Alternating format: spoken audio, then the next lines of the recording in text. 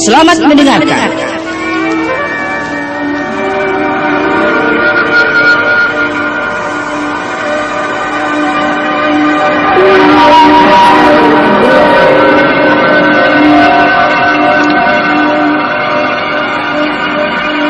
Pada bagian yang kedua telah dikisahkan bahwa Restu Singgih yang berada di dalam sebuah gua, dia menemukan sebuah ruangan di mana di tempat itu terdapat seorang kakek tua tengah terbaring di atas sebuah batu besar dalam keadaan tak bernyawa, dan sebuah kuburan tanpa batu nisan.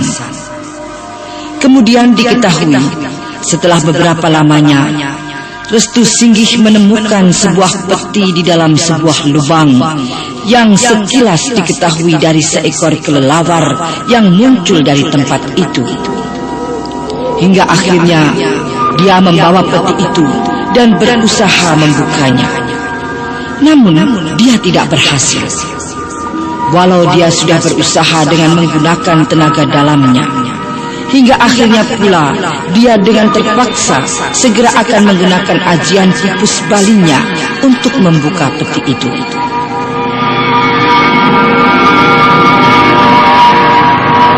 Nah, pendengar yang budiman, inilah bangkitnya mayat Nini Pelet bagian yang ketiga.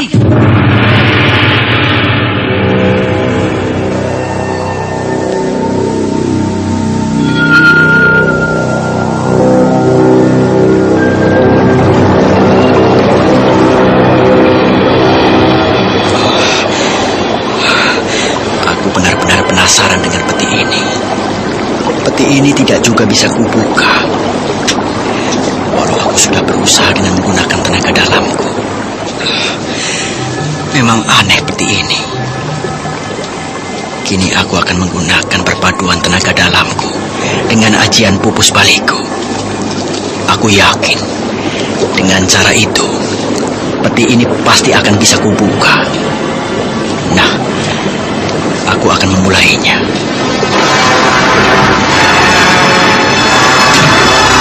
Restu Singgih lalu duduk bersila menghadapi peti itu. Nampaknya dia sudah siap menggunakan perpaduan tenaga dalamnya dengan ajian pupus balinya untuk membuka peti itu. Dan ketika dia segera akan memulai membuka peti itu, mendadak terdengar suara yang membuat Restu Singgih terperanjat.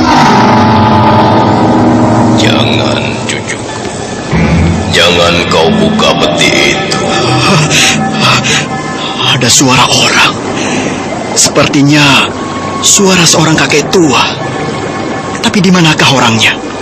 Aku di dekatmu, cucuku. Siapakah kau? Benarkah kau berada di dekatku? Lihatlah ke arah sampingmu, cucuku.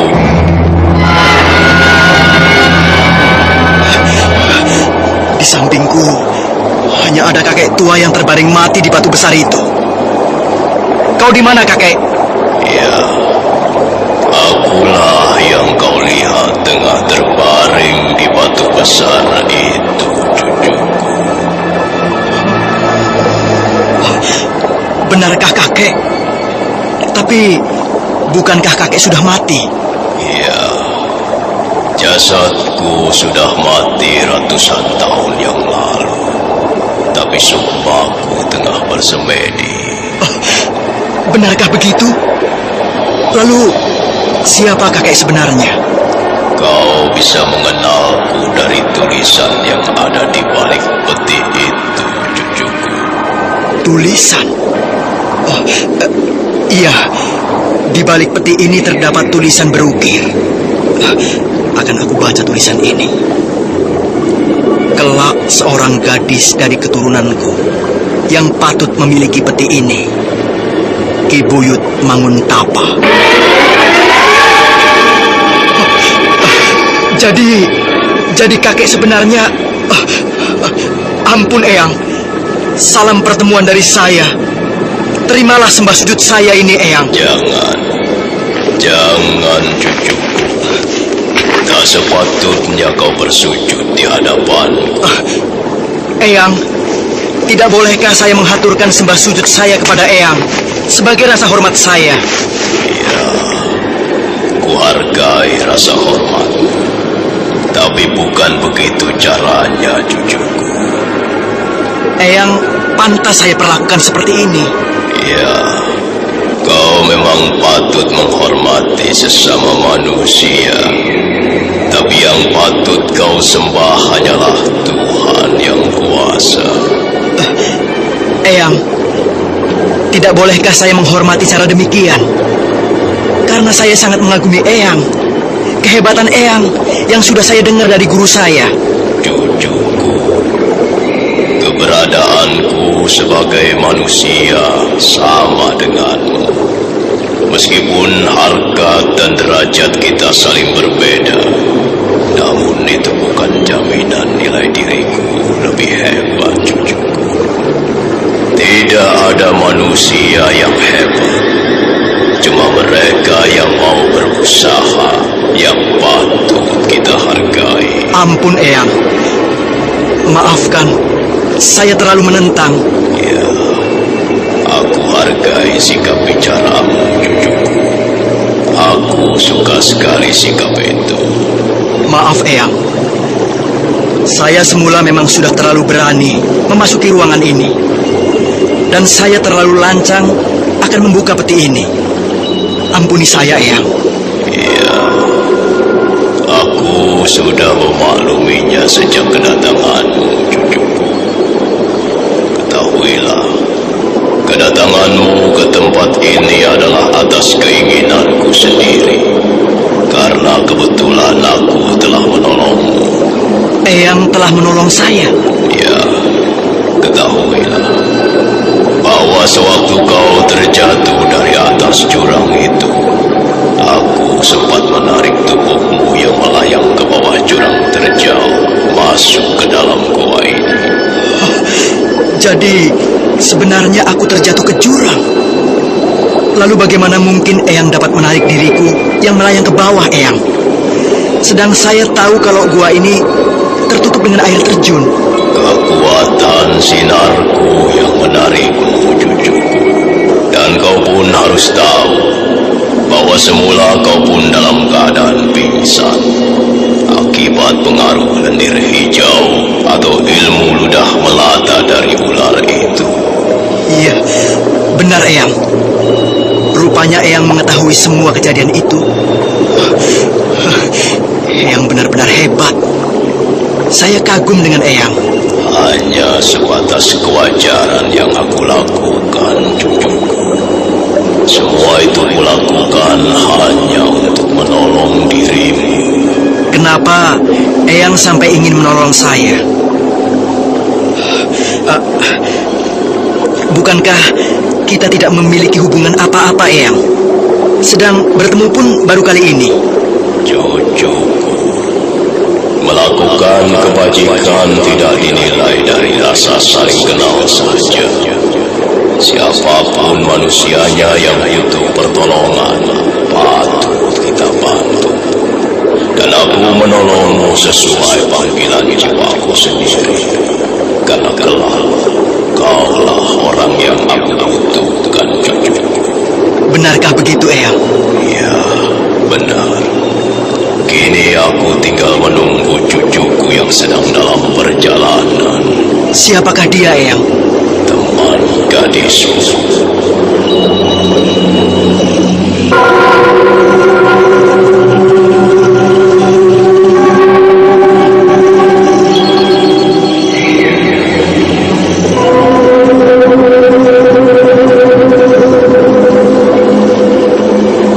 Teman gadisku. Apakah yang Eyang maksud itu adalah Nilam? Ya, benar. Dialah cucuku yang masih ada keturunan denganku. Dialah yang sejak lama aku tunggu kedatangannya di tempat ini. Karena dia akan kuwariskan kotak itu. Jadi, tulisan yang dimaksud ini diperuntukkan bagi Nilam, Eyang? Iya. Pentingkah sekali isi peti ini, Eyang?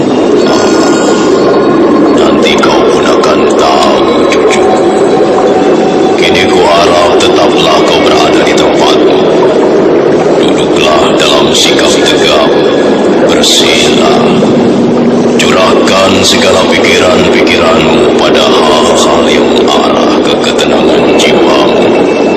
Hingga kau berhasil mengosongkan pikiranmu tanpa terpengaruh apapun. Baik, Eyang. Saya akan melakukannya. Dengan perasaan yang khusyuk, Restu Singgih lalu melakukan segala apa yang diperintahkan Ki Buyut Manguntapa. Sementara itu, sore hari ketika matahari akan tenggelam, di warung Pak Badar, nampak Pak Badar tengah sibuk seorang diri.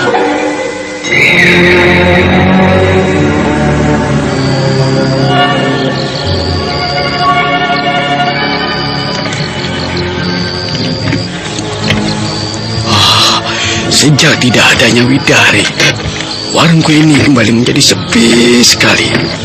Biasanya kalau sore hari begini, tengah banyaknya orang-orang di warung. Tapi kini, satu pun aku tidak melihat orang yang datang kemari. Nampaknya hari sudah semakin sore. Matahari sudah akan tenggelam. Sebentar lagi hari akan gelap. Sebaiknya aku siap-siap saja untuk menutup warung ini. Pak Badar menuju keluar warungnya. Dia segera menutup warungnya itu. Namun ketika dia tengah sibuk, mendadak dia dikejutkan dengan munculnya seorang nenek bongkok berdiri memegang tongkat di hadapannya itu. Selamat sore.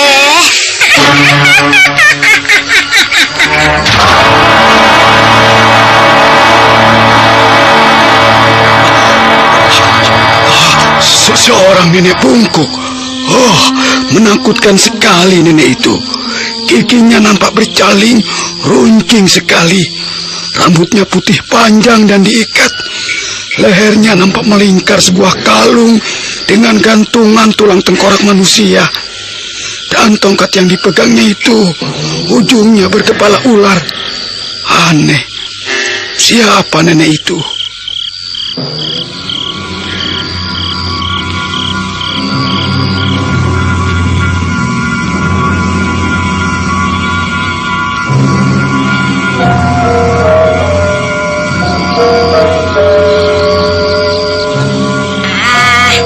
Boleh aku duduk di warungmu ini, ha?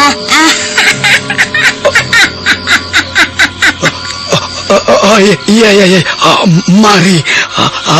Tapi maaf, jangan terlalu lama. Sebentar lagi warung ini akan saya tutup. Kenapa harus ditutup? Bukankah hari masih terang? Tapi sebentar lagi matahari akan tenggelam. Bukankah hari gelap pun tidak apa-apa? Memangnya kenapa? Tidak ada pembelinya, Nek. Bukankah aku juga pembeli? Aku berada di warungmu ini hingga malam hari nanti.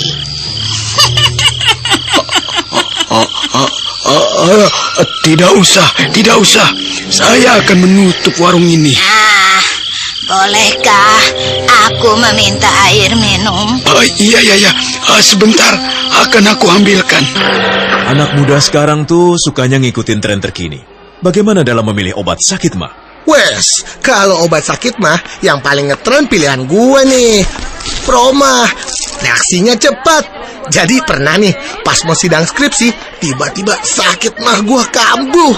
Tapi untung ada Proma, kerjanya wuss, langsung ke pusat cuy. Tinggal kunyah, telan, plus. Hilang sakit mahnya, sidang skripsi beres. Proma, satu-satunya obat mah dengan hidrotalsin, formula paling mutakhir yang langsung atasi sakit mah tepat di pusatnya. Mengatasi sakit mah lebih cepat dan melindungi lambung lebih lama. Emang deh, yang tapsu mantap buat sakit mah cuma Proma obatnya. Produksi Kalbe Farma. Info lengkap, klik www.ahlinyalambung.com. Baca aturan pakai, bila sakit berlanjut hubungi dokter.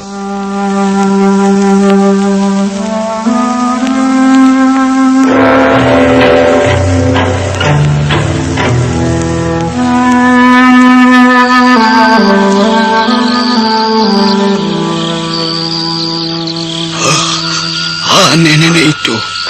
Aku sepertinya baru melihat orang itu. Siapa ya dia? Ini airnya, Nek. Kenapa hanya segelas kau berikan aku? Hah? Bukankah di tempat yang besar itu penuh air? Nenek ingin meminum air yang ada di tempat besar itu. Iya, aku haus sekali, tahu? Nenek, jangan bergurau. Masa nenek akan minum sebanyak itu? Jika kau perbolehkan, aku akan meminumnya, tahu?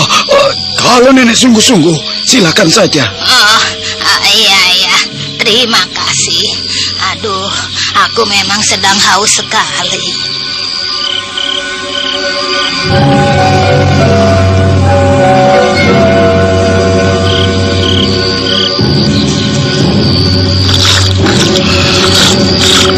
Aneh juga nenek itu. Air sebanyak itu diminumnya. Dia menenggelamkan wajahnya ke tempat air itu.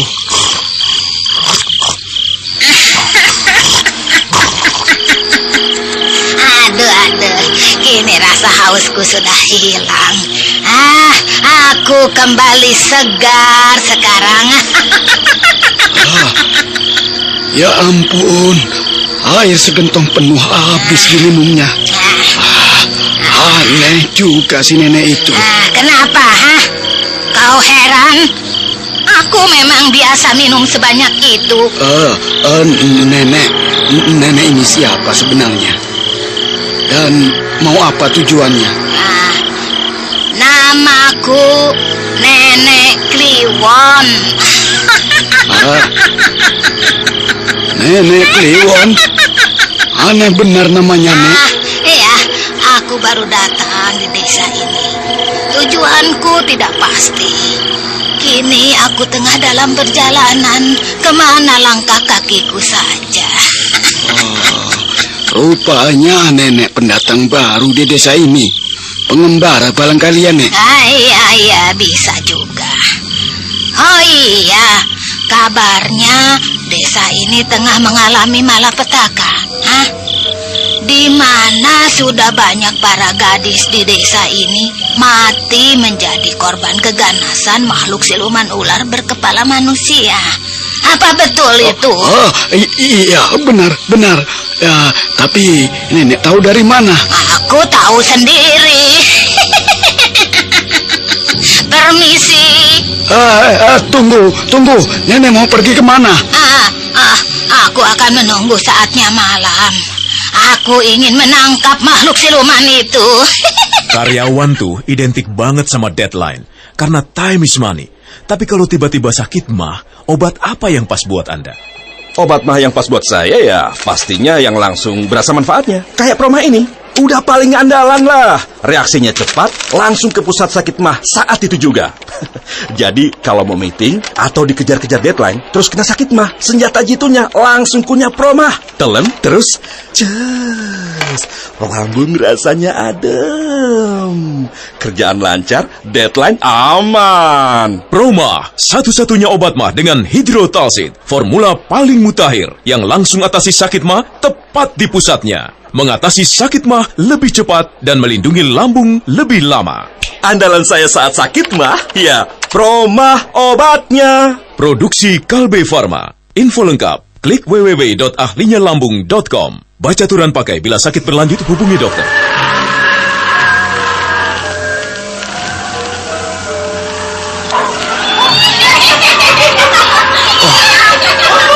Tiba-tiba bermunculan makhluk-makhluk siluman. Bentuk mereka aneh-aneh, berwujud macam-macam binatang berkepala manusia. Mereka semua berjoget seperti menggodaku.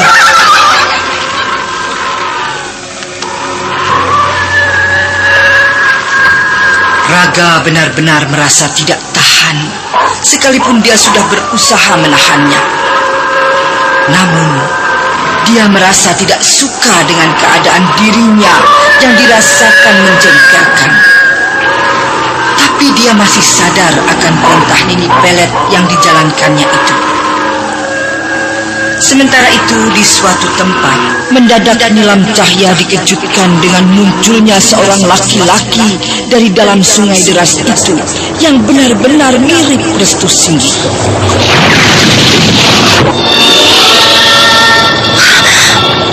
Restu muncul dari dalam sungai deras itu. Ya, itu Restu. Dia berdiri di tengah-tengah sungai itu. Restu! Restu! Ini aku, Nilam! Nilam!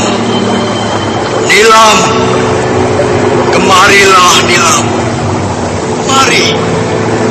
Datanglah kemari padaku, Nilam. Aku rindu. Mari. Kau memanggil-manggilku, Restu. Tapi aneh, kenapa kau berdiri di tengah sungai itu? Nilam, mendekatlah kemari, Nilam. Ibu, pagi-pagi udah poco-poco. Kok nggak ngajak-ngajak? Aduh, Pak, ini bukan poco-poco, Ibu gatel. Hah? Gatel? Iya, Ibu gatel. Kena kutu air. Kutu air?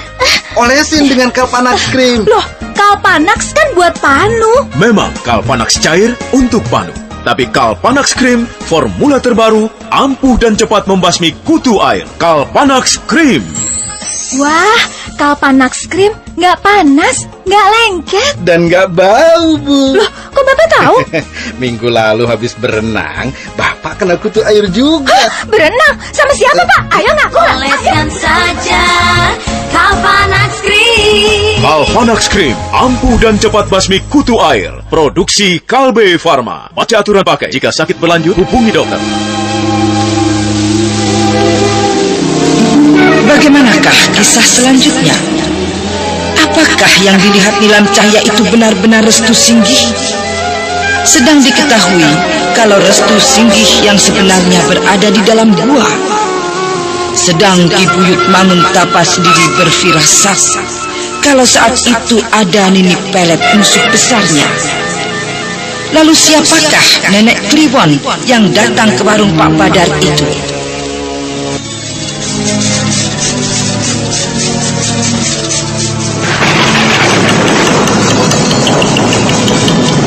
Nah, saudara pendengar,